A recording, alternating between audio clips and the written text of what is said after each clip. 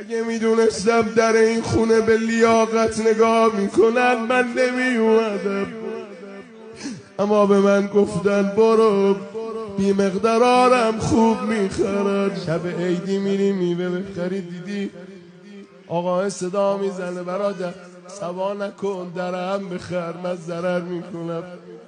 یه بار بری ببینی هی داری ملاحظه میکنی، میگه آقا جون راحت بردار سوا کن، میگه خب من سوا کنم تو ضرر میکنی میوه خرابا میمونه.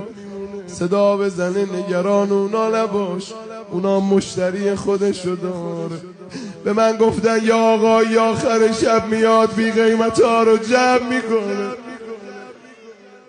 به من گفتن یا آقایی میاد بی مقدارا به درد نخورا رو به قیمت خوب میخره. من آمدم پیش خواهر اسم آقا رو بیارم. آی بار گلایی که داشتم دارم، اما امام رضایی که داشتم دارم.